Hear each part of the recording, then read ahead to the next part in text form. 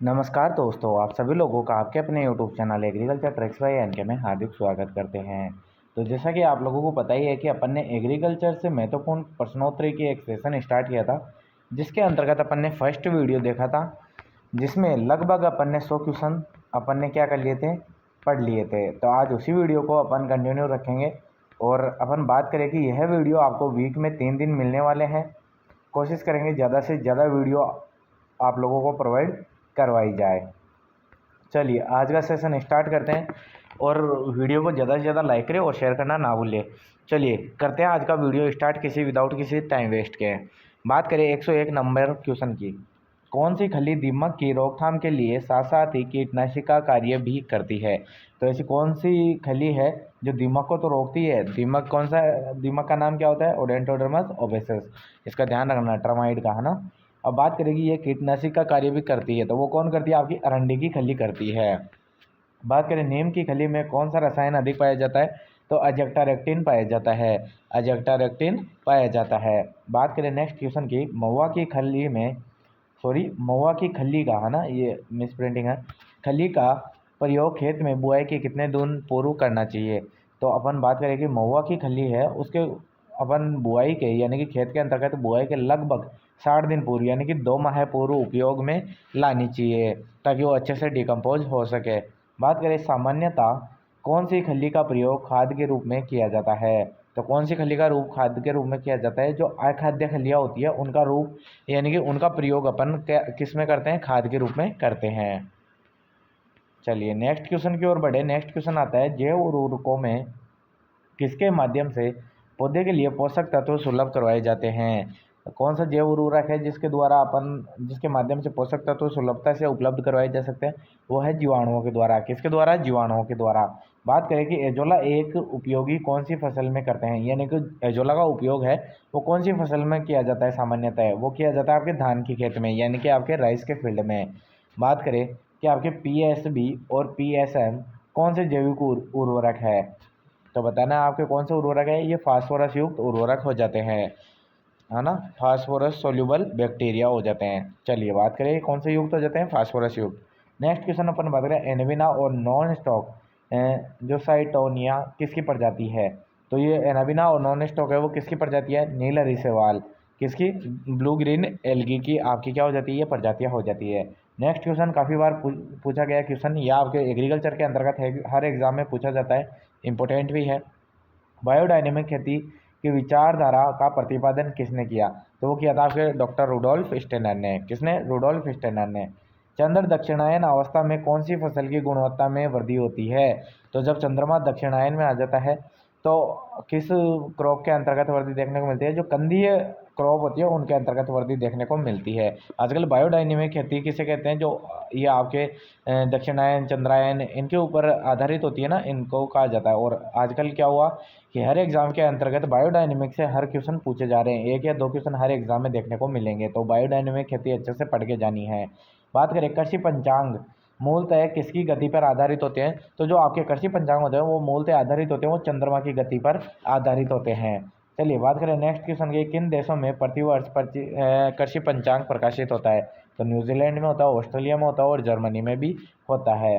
बात करें कृषि पंचांग के अनुसार पूर्णिमा के 48 घंटे पूर्व बीजों की बुआई करने पर क्या होता है? अगर आपको बात करें कि कृषि पंचांग है और उसके अनुसार अपने पूर्णिमा के अगर 48 घंटे पूर्व अगर बीजों की बुआई करते हैं तो उसमें क्या होता है कि अंकुरण दर में क्या होती है? आपकी वृद्धि होती है। ये क्वेश्चन छप सकता है आने वाले टाइम पे। बात करें कि चावल के पौधरोपण का सही गहराई क्या है? तो चावल की पौधरोपण की गहराई 4 सेंटीमीटर मानी जाती है।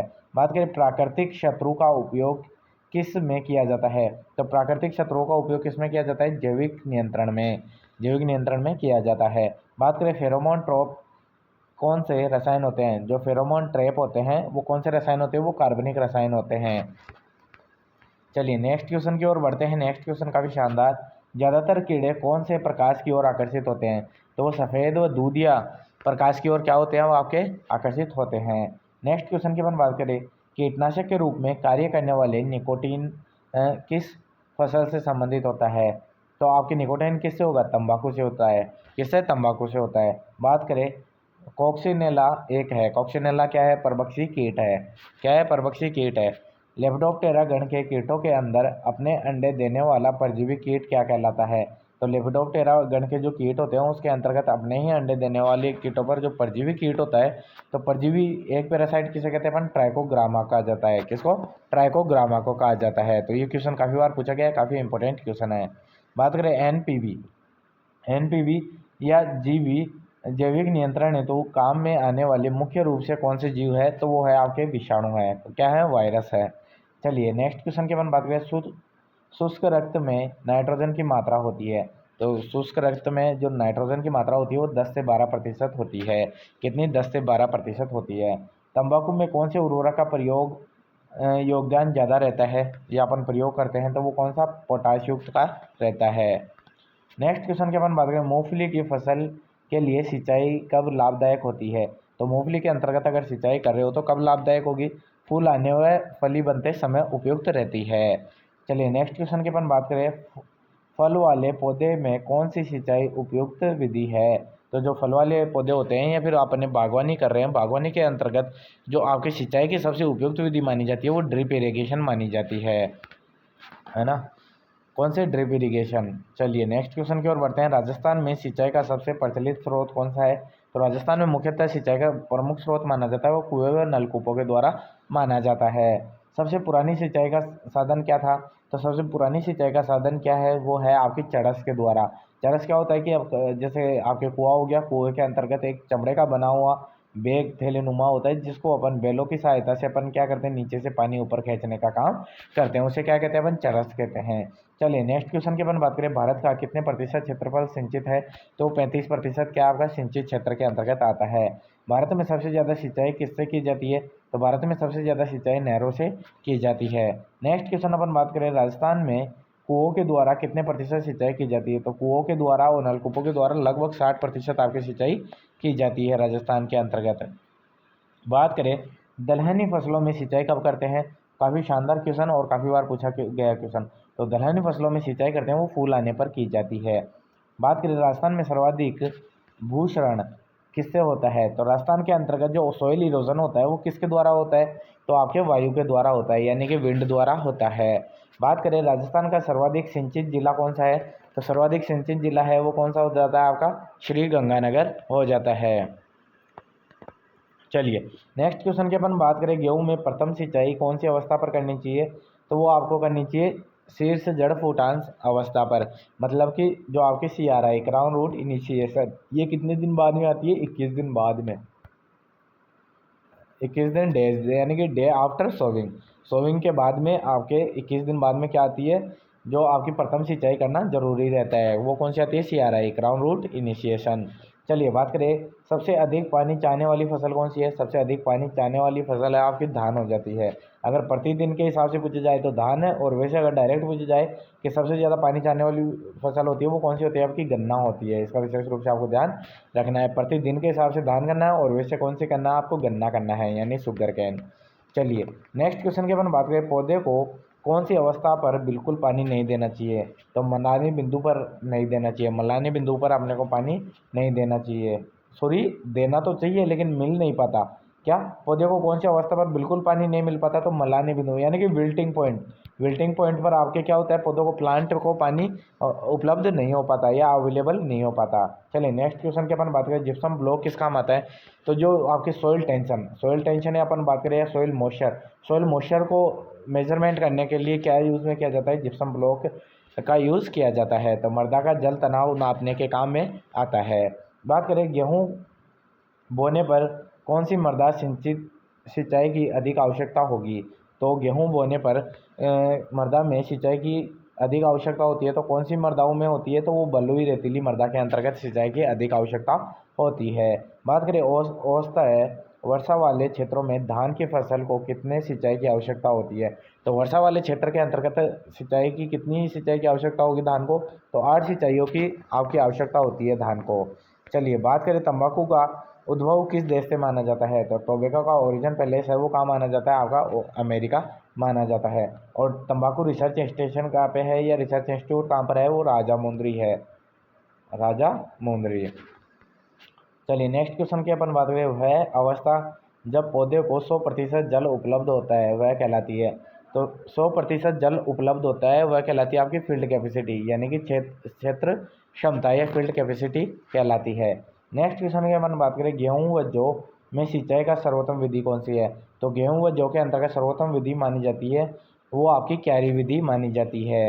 चलिए नेक्स्ट क्वेश्चन की अपन बात करें कि पौधे मुरझाने की वह अवस्था जो पुनः सिंचाई करने पर ठीक हो जाती है, तो उसे अपन क्या कहते हैं, अस्थायी मलानी बिंदु, यानी कि टेम्परेरी विल्टिंग पॉइंट। क्या? Temporary wilting point. जहाँ पर अपन क्या करते हैं, पौधे मुरझा जाते हैं और पुनः सिंचाई करते हैं तो वो क्या होते हैं, सही हो जाते हैं। तो इसका विशेष रूप से आपको ध्यान रखना है। चलिए बात करें मृदा में उपलब्ध जल की ऊपरी सीमा को क्या कहते हैं। तो मृदा में उपलब्ध जल की ऊपरी सीमा को कहा जाता है वो फील्ड कैपेसिटी, यानी कि क्षेत्र क्षमता कहा जाता है। जलमग्न मृदाओं में ऑक्सीजन की अनुपस्थिति में कौन सी क्रिया होती है। तो जलमग्न क्षेत्र होता है वहाँ पे ऑक्सीजन की अनुपस्थिति के अंतर्गत जो विनाइट्रीकरण प्रोसेस है वो हो जाती है, यानी कि नाइट्रोजन का ह्रास होने लग जाता है। बात करें धान की जल मांग होती है, तो धान की आपकी कितनी होती है, आपकी 130 से लेकर 160 सेंटीमीटर होती है। या अपन बात करें 1300 लेकर 1600 mm होती है। बात करें गेहूं में प्रथम सिंचाई कितने दिनों पर करनी चाहिए। तो मैंने बताया था गेहूं के अंतर्गत प्रथम सिंचाई करनी चाहिए आपके 21 दिन पर, या 30 दिन भी आपके ऑप्शन में 21 दिन नहीं है तो 30 दिन भी कर सकते हो, लेकिन मुख्यतः आपके 21 दिन पर की जाती है, ध्यान रखना। CRI स्टेज है ना। चलिए सरसों में सिंचाई की क्रांतिक अवस्था कौन सी होती है। तो सिंचाई की अगर सरसों के अंतर्गत क्रांतिक अवस्था की बात की जाए तो फूल आते समय होती है। चलिए नेक्स्ट क्वेश्चन की अपन बात करें, रबी की किस फसल में सबसे ज़्यादा पानी की आवश्यकता होती है। तो रबी की फसलों के अंतर्गत जो आपकी तारामीरा होती है उसके अंतर्गत क्या होती है, आपकी पानी की आवश्यकता होती है। बात करें कुंड विधि में पानी की मात्रा की बचत होती है। तो कुंड विधि के अंतर्गत लगभग 20% पानी की क्या होती है, बचत होती है। राजस्थान में कितने प्रतिशत क्षेत्र में शुष्क खेती की जाती है। तो आपको इसका राइट आंसर की अपन बात करें कि राजस्थान में कितने प्रतिशत शुष्क क्षेत्र पर खेती की जाती है, तो वो की जाती है आपके 65% पर। बात करें भारत में शुष्क भूमि या असिंचित का प्रतिशत है, यानी कि भारत की बात की, राजस्थान के अंतर्गत 65% खेती शुष्क खेती होती है, लेकिन अगर भारत की बात की जाए तो वहाँ पर 60% शुष्क कृषि होती है। नेक्स्ट क्वेश्चन अपन बात करें, खरीफ की किस फसल में सबसे ज़्यादा पानी की आवश्यकता होती है। तो खरीफ की फसलों के अंतर्गत धान के अंतर्गत सबसे ज़्यादा पानी की आवश्यकता होती है। कुंड विधि में सिंचाई किस फसल से संबंधित है। तो कुंड विधि होती है वो आपकी गन्ने की सिंचाई से संबंधित होती है। तो नेक्स्ट क्वेश्चन की ओर बढ़ते हैं, सिंचाई मांग को प्रदर्शित करता है। तो सिंचाई मांग को कौन प्रदर्शित करता है, आपकी जल मांग, यानी कि जल मांग यानी वाटर रिक्वायरमेंट। वाटर रिक्वायरमेंट और वाटर रिक्वायरमेंट क्या होती है, effective rainfall. Effective rainfall plus जो आपका स्टोर्ड वाटर, यानी कि जो कितनी नमी उसमें स्टोर्ड है। तो ये क्वेश्चन काफ़ी बार पूछा जाता है ये फॉर्मूला, तो इसका विशेष रूप से आपको ध्यान रखना है। नेक्स्ट क्वेश्चन के बाद बात करें, ज्वार व बाजरा में सिंचाई की क्रांतिक अवस्था है। तो ज्वार व बाजरे के अंतर्गत क्रांतिक अवस्था है वो भी कौन सी होती है, आपकी फूल आते समय होती है। बात करें मृदा की सतह अथवा अधो सतह से अतिरिक्त जल बाहर निकल जाना कहलाता है। तो जो आपकी अधो सतह से और अतिरिक्त जल बाहर निकल जाता है उसे ड्रेनेज कहते हैं, यानी कि जल निकास कहते हैं। नेक्स्ट क्वेश्चन अपन बात करें, सामान्यतः सिंचित क्षेत्र में मक्का को कितनी सिंचाई की आवश्यकता होती है। तो सामान्यतः सिंचित क्षेत्र के अंतर्गत जो मक्के को सिंचाई की आवश्यकता होती है वो 5 सिंचाइयों की आवश्यकता होती है। बात करें नहरी क्षेत्र में जल निकास के लिए सर्वोत्तम नालियाँ हैं। तो जो आपके नहरी क्षेत्र होते हैं उनमें जल निकास के लिए जो सर्वोत्तम नालियाँ होती है वो कौन सी होती है, कट आउट नालियाँ होती है। कौन सी, कट आउट नालियाँ होती है। पहाड़ी क्षेत्रों में सिंचाई का स्रोत कौन सा होता है। तो पहाड़ी क्षेत्रों के अंतर्गत झरने क्या होते हैं, सिंचाई के स्रोत माने जाते हैं। नेक्स्ट क्वेश्चन काफ़ी शानदार क्वेश्चन, पवन चक्की के लिए वायु की न्यूनतम गति होनी चाहिए। तो आपकी पवन चक्की होती है उसके लिए वायु की न्यूनतम गति कितनी होनी चाहिए, आपके 16 मील प्रति घंटा होनी चाहिए। नेक्स्ट क्वेश्चन की अपन बात करें, भारत में सिंचाई की सर्वप्रचलित विधि है। तो भारत में सिंचाई की सर्वप्रचलित विधि कौन सी है, वो आपकी क्यारी विधि हो जाती है। कौन सी, चेक बेसिन या क्यारी विधि हो जाती है। नेक्स्ट क्वेश्चन की अपन बात करें, पौधे को उपापचय क्रियाओं में कुल फसल का जल मांग का कितने प्रतिशत जल आवश्यक होता है। यानी कि उपापचय क्रियाओं में कुल फसल का जो जितनी भी मेटाबॉलिक एक्टिविटी होती है, तो कुल टोटल वाटर का कितना प्रतिशत पानी यूज़ में लेता है, तो 1% से भी कम पानी क्या करता है, अपनी मेटाबॉलिक एक्टिविटी में काम में लेता है। तो ये भी क्वेश्चन काफ़ी बार पूछा गया है, तो इसका विशेष रूप से आपको ध्यान रखना है। चलिए बात करें नेक्स्ट क्वेश्चन की। मृदा में जल संग्रहित करने की क्षमता व पानी की उपलब्धता उसके कौन से गुण पर निर्भर करती है, तो वो आपके फिजिकल जो करेक्टर होते हैं उन पर या भौतिक गुणों के ऊपर क्या करती है, आधारित रहती है। नेक्स्ट क्वेश्चन अपन बात करें, कौन सा कारक जल मांग को सर्वाधिक प्रभावित करता है, तो जल मांग को प्रभावित करने वाला कौन सा कारक है, फसल की प्रकृति की, फसल कौन सी प्रकृति की है। बात करें नेक्स्ट क्वेश्चन की, उथली जड़ें वाली फसलों में सिंचाई करनी पड़ती है, तो उथली जड़ें वाली फसलें होती है उनके अंतर्गत जो सिंचाई करनी पड़ती है वो कम अंतराल पर करनी पड़ती है, यानी कि लंबे डिस्टेंस पे नहीं, कम डिस्टेंस पे ही अपने को सिंचाई करनी पड़ती है। नेक्स्ट क्वेश्चन की अपन बात करें, एक आदर्श सिंचाई में किस बात की अधिक महत्व रहता है, तो अधिक महत्व किस बात का रहता है, तो आदर्श सिंचाई की बात की जाए तो बात करें कि सिंचाई कब करनी चाहिए और कितनी करनी चाहिए। अगर आपको अच्छी सिंचाई करनी है तो उसके लिए आपको क्या ध्यान रखना है, सिंचाई कब करनी है और कितनी करनी है। चलिए नेक्स्ट क्वेश्चन अपन बात करें, अम्बरबेल जिसे अपन क्या कहते हैं, कस्कुटा, कौन सी फसल का प्रमुख खरपतवार है, तो कस्कुटा किस में होता है, रिंजगा और बरसिम में होता है। तो काफ़ी बार पूछा गया क्वेश्चन है, तो विशेष रूप से आपको ध्यान रखना है। नेक्स्ट क्वेश्चन अपन बात करें, रेगिस्तानी क्षेत्र में प्रमुख खरपतवार है, तो रेगिस्तानी क्षेत्र के अंतर्गत मुख्य खरपतवार है वो नागफनी हो जाता है, क्या, नागफनी हो जाता है। नेक्स्ट क्वेश्चन के अपन बात करें, जंगली गाजर किस वर्ग का खरपतवार है, तो जंगली गाजर है वो किस वर्ग का खरपतवार है, वो ये द्विवर्षीय है, कौन सा, द्विवर्षीय है। चलिए नेक्स्ट क्वेश्चन की अपन बात करें कि खेत में उगने वाले सभी अवांछनीय पौधे कहलाते हैं, तो खेत के अंतर्गत उगने वाले अवांछनीय पौधे क्या कहलाते हैं, वीड कहलाते हैं, क्या, वीड, जिसे अपन हिंदी में क्या कहते हैं, खरपतवार, तो खरपतवार ये कहलाते हैं। चलिए नेक्स्ट क्वेश्चन की अपन बात करें, खरपतवार नाशी छिड़कने के लिए सर्वोत्तम यंत्र कौन सा है, तो खरपतवार नाशी छिड़कना है तो उसके लिए सबसे अच्छा यंत्र माना जाता है वो स्प्रेयर माना जाता है, यानी कि स्प्रेयर के थ्रू आप खरपतवार नाशी का यूज़ कर सकते हो। नेक्स्ट क्वेश्चन की अपन बात करें, कौन से खरपतवारों का प्रयोग क्षारीय मृदाओं में सुधारने के लिए भी किया जाता है, कि ऐसे खरपतवार जिनको क्षारीय मृदाओं को सुधारने के लिए भी अपन वहाँ पर उगा कर उसको सोइल को ट्रीट कर सकते हैं, तो वो कौन से खरपतवार है, सेंजी हो गया, सत्यानाशी हो गया और अड़ासू हो गया। तो इसका विशेष रूप से आपको ध्यान रखना है। मक्का पर लगने वाली डाउनी मिल्ड्यू बीमारी का कवक किस खरपतवार पर शरण लेता है, तो जो आपके मक्के के अंतर्गत डाउनी मिल्ड्यू बीमारी आती है तो वो डाउनी मिल्ड्यू किसके कारण होती है, फंगस के कारण, यानी कवक के कारण। तो वो कवक है वो कौन किस किस खरपतवार के ऊपर अपनी शरण लेता है, किस पर रहकर अपना लाइफ साइकिल बढ़ाता है, तो वो होता है कांस, कांस के पौधे के ऊपर रहकर ये डाउनी मिल्ड्यू के आपके स्पोर्स वगैरह होते हैं कवक के, वो यहाँ से वृद्धि करते हैं और यहीं पर शरण लेता है। चलिए नेक्स्ट क्वेश्चन की अपन बात करें, खरपतवारों का नए क्षेत्रों में वितरण एवं विस्तार रोकना क्या कहलाता है, तो आपके नए क्षेत्रों के अंतर्गत अगर खरपतवार वितरण हो रहा है या फिर आपके फैल रहा है तो उसको रोकना क्या कहलाता है, या आपके खरपतवार प्रबंधन कहलाते हैं, क्या, खरपतवार प्रबंधन कहलाते हैं। बीज अधिनियम के अनुसार फसल बीजों में खरपतवारों के बीज अधिकतम होने चाहिए, तो अगर अपन बात करें कि जो बीज अधिनियम है आपका सीड एक्ट है उसके अनुसार जो आपके सीड आते हैं, कोई भी क्रॉप के सीड आते हैं, तो उनके अंतर्गत खरपतवारों की अधिकतम संख्या कितनी होनी चाहिए, 0.1%, मतलब कि होने ही नहीं चाहिए, अगर हो भी तो एक से ज़्यादा नहीं हो, कितना, 0.1% से ज़्यादा नहीं होना चाहिए। चलिए नेक्स्ट क्वेश्चन की अपन बात करें, खरपतवार रहित शुद्ध बीज बोना खरपतवारों की रोकथाम का किस तरह का उपयोग कहलाता है, यानी कि खरपतवार रहित बीज अपन बो रहे हैं और खरपतवारों की रोकथाम का किस तरह उपाय करते हैं, तो वो कहलाता होगा निरोधात्मक उपाय, कौन सा, निरोधात्मक उपाय कहलाता है। इसका विशेष रूप से आपको ध्यान रखना है। नेक्स्ट क्वेश्चन अपन बात करें, भारत में ट्राइकोग्रामा बाइकोल्राटा मित्र कीट का प्रयोग किस खरपतवार के विरुद्ध किया जाता है, तो आपके ट्राइकोग्रामा बाइकोल्राटा है मित्र कीट, वो किसके लिए किया जाता है, आपके गाजर घास के लिए यूज़ किया जाता है। अकर्षित क्षेत्रों में प्राय कौन से शाकनाशी काम में लिए जाते हैं, काफ़ी इंपॉर्टेंट क्वेश्चन, कि जो आपके अकर्षित क्षेत्र जहाँ पे कृषि नहीं हो रही है ना, तो अकर्षित क्षेत्र होते हैं वहाँ पे कौन से शाकनाशी यूज़ में करते हैं, अवर्णनात्मक शाकनाशी यूज़ में करते हैं, यानी कि नॉन सेलेक्टिव यूज़ में करते हैं।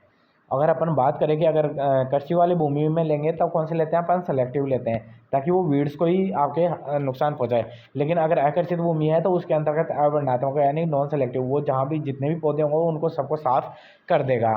चलिए नेक्स्ट क्वेश्चन की अपन बात करें, स्टाम F34 जिसे अपन क्या कहते हैं, प्रोपेनिल कहते हैं, शाकनाशी का प्रयोग कौन सी फसल में किया जाता है, तो ये राइस में यानी कि धान में किया जाता है। 100% यानी कि 100%। आनुवांशिक शुद्धता कौन से बीजों में होती है? तो 100% आनुवांशिक शुद्धता होती है वो न्यूक्लियस सीड के अंतर्गत होती है। बात करें मूल केंद्रक बीजों के अंतर्गत होती है। चलिए, राजस्थान में प्रमाणीकृत बीजों का वितरण कौन करता है? तो RSSC करता है। क्या? RSSC करता है, यानी कि राजस्थान स्टेट सीड कॉरपोरेशन करता है। चलिए, बात करें राजस्थान में किसानों को सर्वाधिक बीज दिलाने वाली संस्था भी कौन सी है? वही आपकी RSSC हो जाती है। नेक्स्ट क्वेश्चन की अपन बात करें कि कृषकों को बीज निगम व पंजीकृत संस्थान द्वारा कौन से बीज दिया जाता है? तो उसको दिया जाता है, आपके किसानों को क्या दिया जाता है? प्रमाणित बीज दिए जाते हैं उगाने के लिए। कौन से? प्रमाणित बीज दिए जाते हैं। नेक्स्ट क्वेश्चन की अपन बात करें,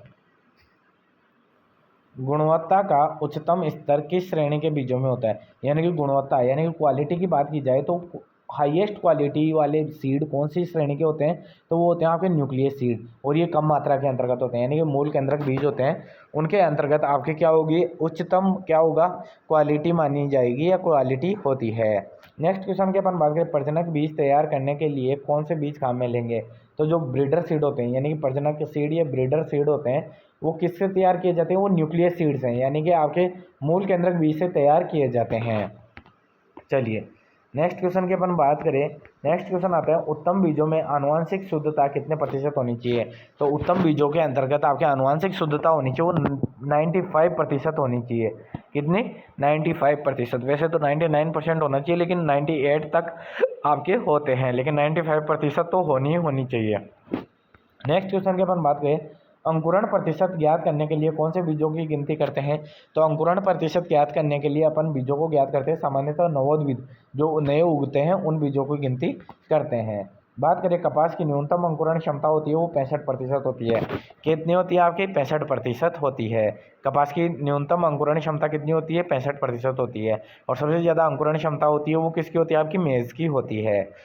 चलिए, नेक्स्ट क्वेश्चन की अपन बात करें, भारत में प्रमाणित बीज का वितरण कौन करता है? अगर इंडिया की बात की जाए, वहाँ पे प्रमाणित बीज का अगर वितरण करता है वो NSC करती है, नेशनल सीड कॉरपोरेशन करता है। बात करें प्रमाणित बीज का उत्पादन करता है, तो प्रमाणित बीज का उत्पादन कौन करता है? आपके बीज निगम करते हैं, जो सीड लिमिटेड होते हैं वो करती है आपकी। चलिए, गेहूं में कतार से कतार की दूरी रखनी चाहिए, ये काफ़ी बार पूछा गया क्वेश्चन है, काफ़ी इंपॉर्टेंट क्वेश्चन है। गेहूं के अंतर्गत कतार से कतार की दूरी 22.5 सेंटीमीटर रखते हैं, यानी कि 22.5 सेंटीमीटर रखी जाती है। बात करें, थायरम एवं बीटावैक्स है, तो थायरम और बीटावैक्स है ये बीजोपचार का रसायन होता है। क्या? बीजोपचार का रसायन होता है। नेक्स्ट क्वेश्चन अपन बात करें, बीजोपचार के लिए सामान्यतः रसायन की कितनी मात्रा काम में लेते हैं? तो बीजोपचार के लिए जो रसायन की मात्रा काम में ली जाती है 2 से 3 ग्राम प्रति किलो बीज दर यूज में ली जाती है। नेक्स्ट क्वेश्चन की अपन बात करें कि बीजों में अंकुरण के लिए नमी की उचित मात्रा है, तो बीजों के अंतर्गत अंकुरण के लिए नमी की उचित मात्रा होती है वो 40 से 60% होती है। चलिए, नेक्स्ट क्वेश्चन की अपन बात करें, यदि 1000 बीजों में से 30% बीज कठोर व मृत हो तो अंकुरण प्रतिशत कितना होगा? तो अगर आप 100 से इनको डिवाइडेशन करोगे और 100 का भाग दोगे तो क्या हो जाएगा? आपके 70% आ जाएगा। कि अगर 1000 बीजों में से 30% बीज कठोर हैं या मृत हो गए तो अपन कितना प्रतिशत होगा अंकुरण प्रतिशत? वो आपका 70% हो जाएगा। बात करें, यदि किसी बीज की शुद्धता 90% एवं अंकुरण प्रतिशत अगर 60 है तो उसकी रियल वैल्यू कितनी हो जाएगी? आपकी 54% हो जाएगी। ये न्यूमेरिकल के अनुसार भी अपन आप वीडियो के माध्यम से प्रोवाइड करवा देंगे, ताकि न्यूमेरिकल से भी आप इसको सोल्व कर सको। नेक्स्ट क्वेश्चन अपन बात करें, किसी भी बीज की संग्रहण आयु को प्रभावित करने वाले सबसे प्रमुख कारक कौन से हैं? तो किसी भी बीज को अगर स्टोर करते हो या स्टोर लाइफ की अगर प्रभावित करते हैं या इफेक्ट करते हैं तो मुख्यतः फैक्टर होता है वो कौन होता है? उसमें उपस्थित नमी, यानी कि जो आपके मॉइस्चर कंटेंट है वो सबसे मोस्ट इंपॉर्टेंट रहता है। जैसे कि अपन बात करें अनाजों को कितने नमी पर अपन स्टोर करते हैं, तो वो 10 से 12% नमी पर अपन क्या करते हैं? स्टोर करते हैं। चलिए, नेक्स्ट क्वेश्चन की अपन बात करें, संकर ज्वार के उत्पादन के लिए उचित पृथक्करण दूरी होनी चाहिए, तो 200 मीटर होनी चाहिए। कितनी? 200 मीटर होनी चाहिए। कौन सी संकर ज्वार के लिए उत्पादन के लिए पृथक्करण दूरी? चलिए, 200 मीटर होनी चाहिए। नेक्स्ट क्वेश्चन की अपन बात करें, प्रजनक बीज कौन से बीजों से पैदा करने के काम में लिए जाते हैं? यानी कि प्रजनक बीज हैं तो कौन से बीज पैदा किए जाते हैं या तैयार किए जाते हैं? प्रजनक बीज से तैयार किए जाते हैं वो आधारी बीज किए जाते हैं, जिसे आधार बीज को अपन क्या कहते हैं? मदर सीड भी कहते हैं। क्या? मदर सीड भी कहते हैं। और प्रजनक बीज किससे तैयार होता है? ये न्यूक्लियस सीड से तैयार होता है। मतलब कि न्यूक्लियस सीड से आपके कौन से होंगे? ब्रीडर सीड तैयार होंगे, और ब्रीडर सीड से आपके क्या होंगे? फाउंडेशन सीड, यानी कि आपके कौन से आधारी बीज होंगे फाउंडेशन, और फिर आपके क्या होंगे फाउंडेशन से कौन से तैयार होते हैं आपके रजिस्टर्ड भी होते हैं और सर्टिफाइड भी इनसे ही तैयार होते हैं। चलिए नेक्स्ट क्वेश्चन की अपन बात करें, ज़्यादातर बीज जनित रोग किससे फैलते हैं। तो ज़्यादातर बीज जनित रोग होते हैं वो आपके फंगस से फैलते हैं। नेक्स्ट क्वेश्चन की अपन बात करें, बीजों में फफूंद जनित बीमारियां के लिए प्रतिरोधक पैदा करता है, यानी कौन सा तत्व है जो फफूंदों से बीमारियों से बचाने के लिए प्रतिरोधकता पैदा करता है, तो वो कॉपर होता है, मतलब कि तांबा होता है। नेक्स्ट क्वेश्चन की अपन बात करें, मोनोक्रोटोफॉस रसायन है।